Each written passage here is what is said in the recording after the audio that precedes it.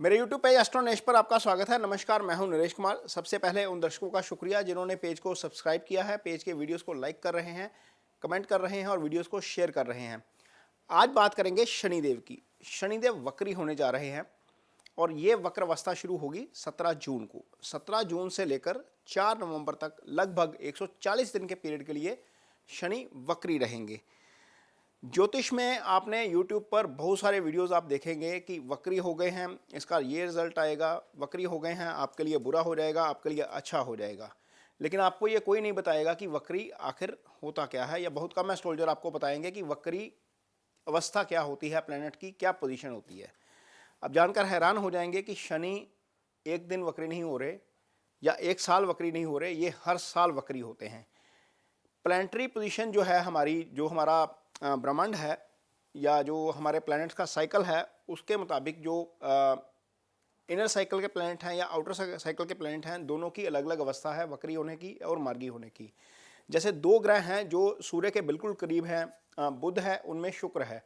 बुध 27 degree से ज़्यादा दूर नहीं जाता सूर्य से, और शुक्र 47 डिग्री से ज़्यादा दूर नहीं जाता शुक्र से। यानी कि ये कभी भी ये प्लैनेट कभी भी आपकी कुंडली में सूर्य के सामने नहीं आ सकते। जैसे ही ये 27 डिग्री दूर जाएंगे या 47 डिग्री दूर जाएंगे, ये वक्र अवस्था में आ जाएंगे। यानी कि वक्री कौन कौन होता है? सूर्य और चंद्रमा वक्री नहीं हो सकते, क्योंकि इन्हीं दो प्लैनेट्स के मुताबिक हमारे कैलेंडर बनते हैं या हमारी तिथियाँ, जो देसी महीने की तिथियाँ, वो तय होती हैं। और चंद्रमा वक्री नहीं होते, राहु केतु हमेशा वक्री रहते हैं। तो वक्री कौन कौन हो सकता है? वक्री शनि हो सकता है, वक्री मंगल हो सकता है, वक्री गुरु हो सकता है, वक्री शुक्र हो सकता है, वक्री बुध हो सकता है। तो ये 5 प्लैनेट वक्री हो सकते हैं। बुध साल में 89 डेज, लगभग 90 दिन के आसपास वक्री रहते हैं। मंगल की भी यही अवधि है, 75 से 80 दिन के आसपास मंगल जो है वो वक्री रहते हैं। शुक्र लगभग 45 दिन के आसपास वक्री रहते हैं साल में। गुरु जो है वो 4 महीने, यानी कि एक साल का करीब 1/3 हिस्सा गुरु जो है वो वक्री रहते हैं। शनि लगभग 4.5 महीने, 135 से लेकर 140 दिन का पीरियड है जब शनि वक्री होते हैं। अब वक्री अवस्था में मान लीजिए कोई व्यक्ति एक जन्म ले रहा है जब शनि वक्री है, गुरु वक्री है और मंगल भी वक्री है, और ये वक्र अवस्था सामान्य तौर पर जो होती है वो जून के महीने से ही शुरू होती है। जब सूर्य ग्रहण लग जाता है, प्लैनेट्स की पोजीशन ऐसी हो जाती है कि वो सूर्य से दूर चले जाते हैं काफ़ी, तो ये स्थिति आती है कि प्लैनेट्स वक्री हो जाते हैं। एक टाइम पे आप देखेंगे कि 6 प्लैनेट वक्री हुए होंगे मीन ब्रह्मांड में। जैसे सूर्य के सामने आएंगे तो मैं यूरेनस प्लूटो की भी बात कर रहा हूँ, मंगल शनि गुरु बुध एक ही वक्त पर वक्री होंगे, और कई कुंडलियां हम देखते हैं जिनमें 4-4 प्लैनेट वक्री होते हैं। तो ये एक सामान्य घटना है, खगोलीय घटना है। लेकिन इसके रिजल्ट्स क्या निकलते हैं, एस्ट्रोलॉजी इसको कैसे लेती है, वो भी आपको बताएंगे।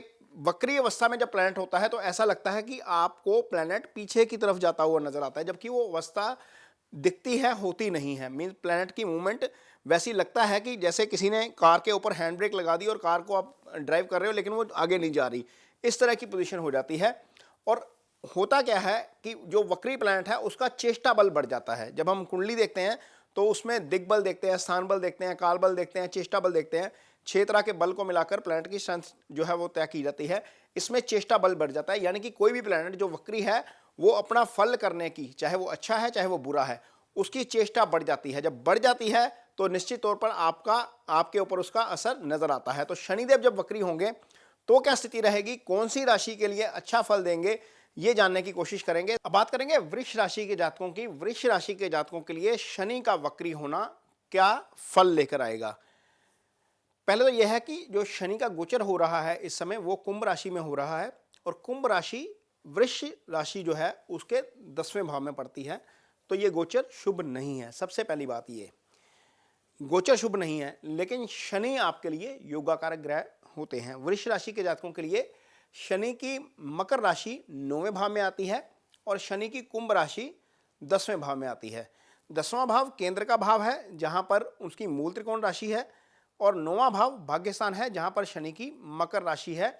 यानी कि ये केंद्र त्रिकोण राजयोग वाला फॉर्मेशन है, यानी कि शनि आपके लिए योगाकारक ग्रह हैं। इसका मतलब यह है कि शनि आपके लिए बुरे फल नहीं करेंगे। योगाकारक ग्रह जो होता है वो सामान्य तौर पर बुरे फल नहीं करता। हालांकि ये गोचर शुभ नहीं है, मैं फिर कह रहा हूं। लेकिन यदि आपकी कुंडली में शनि अष्टम में प्लेस्ड है और दशा जो है वो इस समय शनि की चल रही है, या 6ठे भाव में है शनि और दशा शनि की चल रही है तो हो सकता है कि शनि इन दोनों भावों के फल करे। लेकिन यदि इन दो भावों में नहीं है, केंद्र और त्रिकोण में है, तो निश्चित तौर पर वक्री अवस्था में भी शनि आपको अच्छा फल करेंगे, क्योंकि शनि आपकी कुंडली में योगा कारक है। तो क्या फल करेंगे? जो व्यक्ति धार्मिक यात्रा में जाना चाहते हैं, जिन व्यक्तियों का झुकाव अध्यात्म की तरफ है, वहां पर हो सकता है कि शनि आपको बहुत अच्छे फल करेंगे, क्योंकि शनि का जो स्वामित्व है वो 9th हाउस के पास है। 9th हाउस अध्यात्म का भाव है, भाग्य का स्थान है, धार्मिक जर्नी का भाव है। यहां से सारा कुछ संचालित होता है। यह कुंडली का सबसे शुभ भाव होता है, जहां पर कोई भी ग्रह आकर बहुत अच्छे फल करने शुरू कर देता है। और यदि कुंडली में शनि यहीं पर प्लेस्ड है, ऑन साइन होकर भाग्य स्थान में बैठे हैं, और योगा कारक ग्रह जब भाग्य स्थान में बैठ जाता है तो आपको बहुत अच्छे फल मिलते हैं। यदि दशा भी शनि की चल रही है या अंतरदशा शनि की चल रही है, तो भी निश्चित तौर पर आपको इसके अच्छे फल मिलेंगे।